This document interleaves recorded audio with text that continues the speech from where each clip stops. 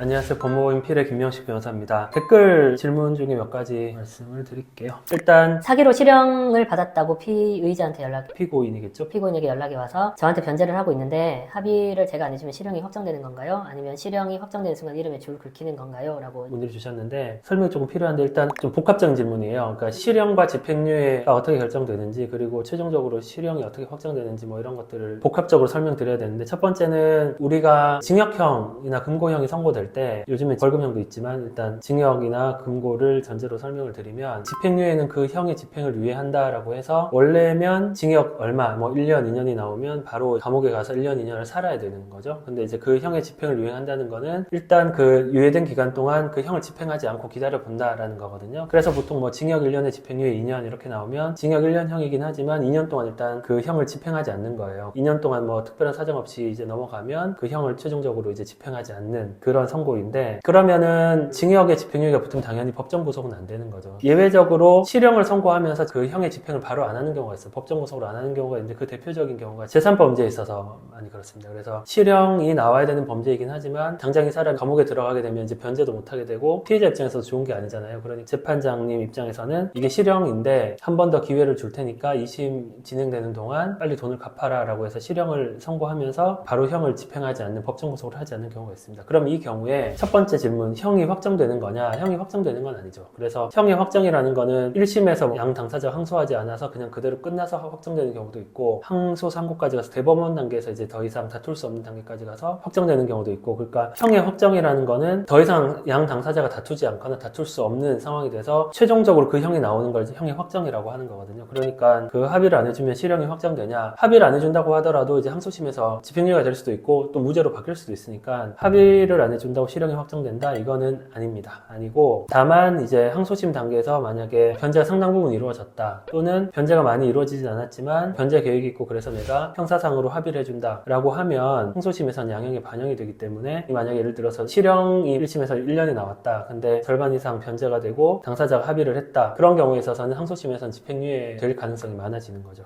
그러니까 변제를 했다 또는 합의를 했다라는 게 했으니까 무조건 집행유예가 된다 또는 했으니까 실형이 아니라 법정 구속이 안 된다 이렇게 되는 건 아니고 그게 영향을 미친다 이 정도로 이해해 주시면 될 것 같고요. 그래서 저희가 하는 사건들 중에서도 9억 사기 사건이 하나 있었습니다. 이자까지 붙어서 지금 10억 정도를 갚아야 되는 상황이거든요. 근데 지금 한 7억은 갚았어요. 갚았는데도 불구하고 저희가 지금 형사 합의를 안 해주고 있거든요. 그래서 그 사건 같은 경우는 그 구형이 이제 7년 6개월 나왔습니다. 이게 12월에 선고될 텐데 피해 금액 기준으로 한 9억 중에 7억이 변제가 됐음에도 불구하고 실형이 나올 가능성이 사실 많은 거죠.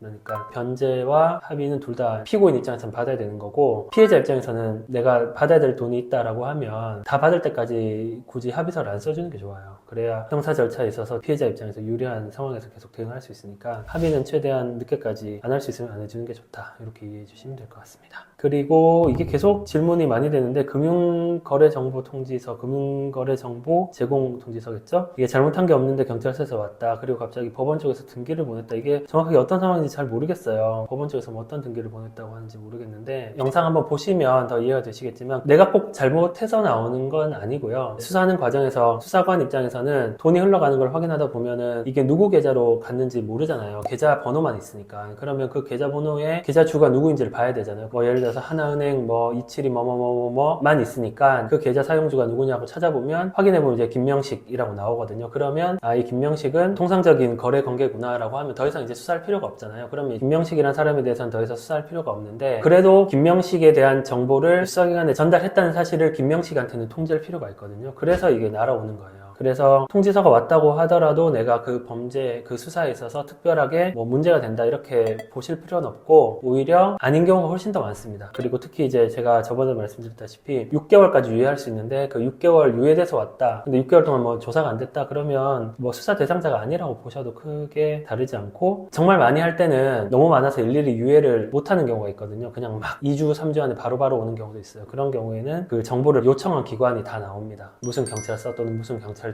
무슨 수사대, 누구 수사관, 번호 나오거든요. 그럼 거기 전화해서 내가 이걸 받았는데 뭐냐라고 물어보면 다 답을 해주니까 걱정하지 마시고 물어보시는 게 편하시지 않을까 생각됩니다.